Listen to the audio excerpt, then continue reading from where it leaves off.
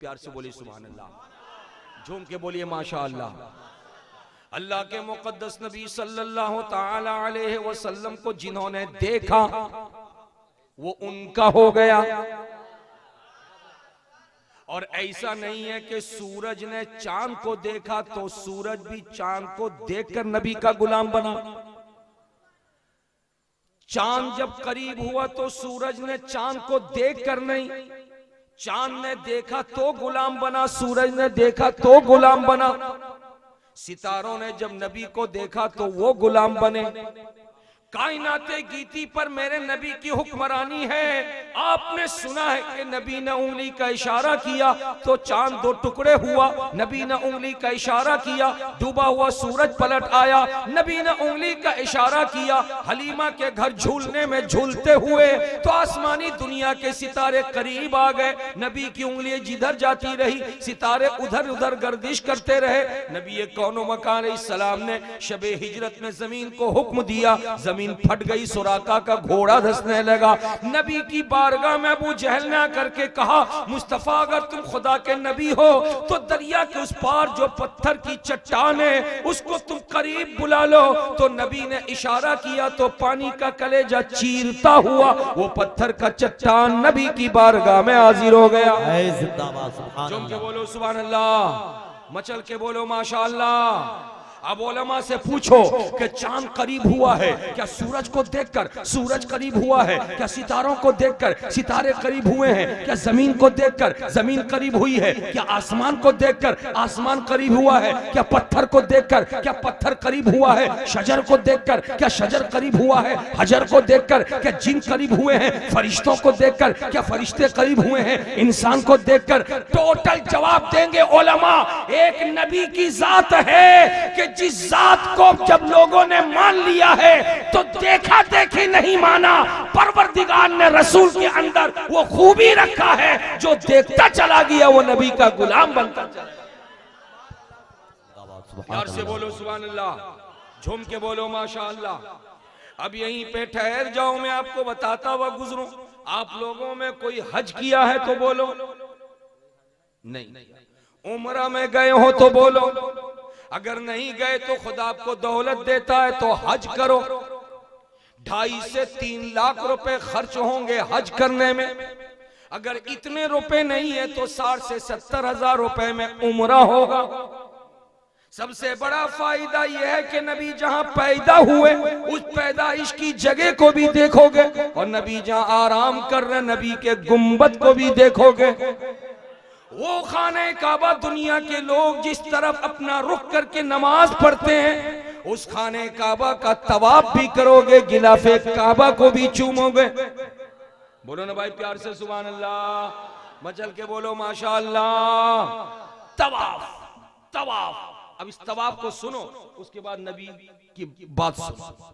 प्यार से बोलो सुभान अल्लाह। आप अगर गए नहीं हैं तो आपने वीडियो में देखा होगा कि खाने काबा के चारों तरफ लोग चक्कर लगाते हैं। उसी चक्कर लगाने को तवाफ कहते हैं। और तवाफ में 7 फेरा है, 7 चक्कर है। कितना है भैया? प्यार से बोलो 7। ये खाने काबा है, इसके 4 कोने हैं। एक कोने में हजरे अस्वद यानी एक पत्थर लगा हुआ है। उसी हजरे अस्वद के किनारे में बिल्कुल बिल्कुल दूर में ग्रीन बत्ती है, गवर्नमेंट ने लगा रखी है।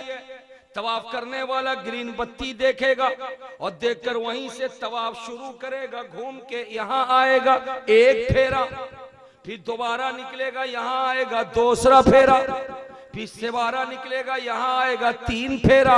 इस तरीके से 7 फेरे होंगे। 7 फेरे कर लेने से एक तवाफ होता है। 7 फेरा कर लेने से बोलो भैया एक तवाफ। लेकिन उलमा जानते हैं नबी ने फरमाया है कि जब तुम एक फेरा लगा लो, लगा के दूसरा फेरा मत शुरू करो।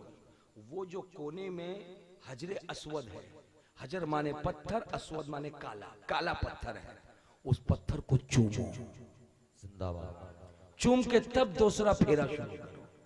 उलमा इकराम बताइए कैसे चूमे इतनी भीड़ में? नबी फरमाते हैं कि अगर मौका मिल जाए तो होंठ से चूमो, और अगर होंठ से नहीं चूम सकते हो तो हाथ से छू के चूम लो, और अगर हाथ भी नहीं पहुंचा सकते हो तो जितनी दूरी पे खड़े रहो, जितनी दूरी पे, कोई बात नहीं है, वहीं से खड़े खड़े उस हजरे अस्वद की तरफ हाथ बढ़ा दो। तुम देखो या ना देखो, तुम्हारे हाथ को हजरे अस्वद देख लेगा। जिंदाबाद, सुभान अल्लाह। बोल के बोलिए सुभान अल्लाह, मचल के बोलिए माशा अल्लाह। अब मैं एक बात आपको बताऊं, अरे बोलिए, आप लोग सलाम करते हैं एक दूसरे को, सलाम नाम है जबान से सलाम करने का, अस्सलामु अलैकुम। हाथ उठा के सलाम करना मना, लेकिन हाथ वहां उठाओ जहां आपकी आवाज पहुंच न पाती हो। अरे बोलिए, अगर आवाज पहुंच न सके तो आवाज निकालो मुंह से, हाथ से इशारा कर दो। लेकिन मैं आपसे कहता हूं कि हाथ से इशारा करने की भी एक हद है। अगर हाफ किलोमीटर की दूरी पे खड़ा होकर के कोई हाथ उठाएगा तो आप समझ सकेंगे कि क्या कर रहा है, और उसकी भी एक हद है ना। अरे बोलिए, ये आपका सलाम है, ये मेरा सलाम है कि हाफ किलोमीटर की दूरी पे रह के अगर कोई हाथ का इशारा करता है तो हम समझ नहीं सकेंगे क्या कर रहा है, इसलिए कि हमारी नजरों की एक हद है। मगर ए हजरे अस्वद, तेरी अजमतों को सलाम, तेरी रिफातों को सलाम, तेरी नजरों की बरकतों को सलाम, कि अगर कोई 5 किलोमीटर की दूरी पे रह के भी अगर हाथ दिखा देता है तो हजरे अस्वद को खुदा ने वो आंख दिया है कि हजरे अस्वद उसको देख भी लेता है और चूमने को कबूल भी कर लेता है। यार से बोले सुभान अल्लाह, झूम के बोले सुभान अल्लाह। अब आपने तवाफ समझ लिया, यही तवाफ है। अब जो मैं बात बताना चाह रहा था उस बात को सुन लो, उसके बाद मैं गुफ्तगू समेट दूं। मेरे नबी कौन है, मेरे नबी क्या है, मेरे नबी कैसे हैं, उनकी शोहरत देखा देखी की बुनियाद पर है या उनकी अजमत है जो शोहरत मनवाने के लिए बिल्कुल हमावक्त तैयार रहती है। तवज्जो हाजिर करो, नबी पैदा हुए, और जब नबी पैदा हुए तो पैदा होने के बाद दूर से आने वाली, बस खत्म करो मौलाना, बस हो गए 2 मिनट चल रहा हूं, मैं भी चलूंगा साथ में भाई, 2 मिनट प्यार से बोली सुभान अल्लाह। नबी पैदा हुए, बचपने में नबी को लेने के लिए और नबी के इलाके में जो बच्चे पैदा हुए थे उनको लेने के लिए बाहर से औरतें आईं। मशहूर वाकया है, मेरे नबी को लेने के लिए औरतें जब गईं, मालूम हुआ कि ये यतीम के बेटे हैं, यतीम हैं ये, इसलिए इनको लेने से कोई पैसा नहीं मिलेगा। औरतें छोड़ती चली गईं, लेकिन एक हलीमा थी जो आखिर में आती है, नबी को गोद में ले लेती है, गोद में ले लेती है। मैं कहता हूं कोई औरत छोड़ नहीं सकती थी, ये मेरे मुस्तफा है जो किसी को चॉइस ही नहीं कर रहे थे, पसंद ही नहीं कर रहे थे। हलीमा को पसंद किया नबी ने, और जब हलीमा ने गोद में उठाया तो लेकर निकलने लगी। बीबी आमना से मुलाकात की, नबी के दादा अब्दुल मुत्तलिब से मुलाकात की, और जब लेकर के चलने लगी तो दिल में ख्याल पैदा हुआ कि जा तो रही हूँ, बहुत मेहनत से आई हूँ मैं, मुश्किल से मक्का खाने काबा का तवाफ करके जाऊं। प्यार से बोले सुभान अल्लाह। कहीं खाने काबा का तवाफ शुरू करने के लिए मुस्तफा गोद में है। जिंदाबाद। तवज्जो चाहूंगा, बस 2 मिनट सिर्फ ध्यान दे दीजिए मेरी तरफ, 2 मिनट। मुस्तफा गोद में है, हलीमा नबी को गोद में लेकर तवाफ शुरू करती हैं, और रसूल ने कहा कि एक फेरा लगाने के बाद पत्थर को चूमो, तब दूसरा फेरा। जिंदाबाद। हलीमा सादिया ने गोद में लेकर नबी को जैसे पहला फेरा मुकम्मल किया तो देखा कि कई लोग, मर्द और औरत, उस पत्थर को चूमने का इंतजार कर रहे हैं। हलीमा भी इंतजार करने लगी। जैसे हलीमा की बारी आई, हलीमा ने सोचा कि मैं बढ़ के उस पत्थर को चूम लूं, तो क्या देखा, जिस पत्थर को चूमने के लिए दुनिया के लोग आगे जाते हैं, वो पत्थर अपनी जगह से निकलता है, और हलीमा की गोद में मुस्तफा है, वो पत्थर निकल के नबी के लबों का बोसा लेके जहां से आता फिर वही वापस चला जाता है। जिंदाबाद जिंदाबाद। नारे तकबीर, नारे रिसालत, नारे रिसालत। बोलो भाई प्यार से सुभान अल्लाह, झूम के बोलो माशा अल्लाह।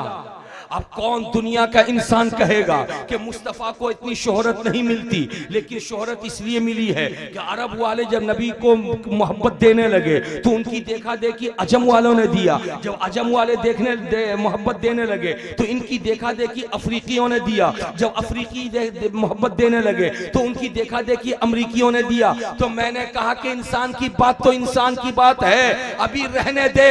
उस पत्थर, जिस पत्थर को दुनिया चूमने जाती है वो पत्थर है नबी बचपने में है, अभी नबूवत का ऐलान भी नहीं किए, लेकिन पत्थर नबी की अजमतों को पहचान लिया है, अपनी जगह से निकल करके आता है, नबी के लबों का बोसा लेकर के चला जाता है। इसलिए दुनिया वालों, तुम फेमस हो सकते हो देखा देखी की बुनियाद पर, मगर मुस्तफा देखा देखी की बुनियाद पर नहीं। खुदा ने वो अजमतें उन्हें दिया है, वो रिफातें उन्हें दिया है, वो बरकतें उन्हें दिया है कि जो एक नजर देख लिया वो मुस्तफा का फिदाई बन गया, मुस्तफा का शैदाई बन गया। इसीलिए तो आला हजरत लिखते हैं कि फर्श वाले तेरी शौकत का उलू क्या जाने, खुसरवा अर्श पे उड़ता है, फरेरा तेरा वाह क्या जूदो करम है, शहे बता तेरा नहीं सुनता ही नहीं मांगने वाला।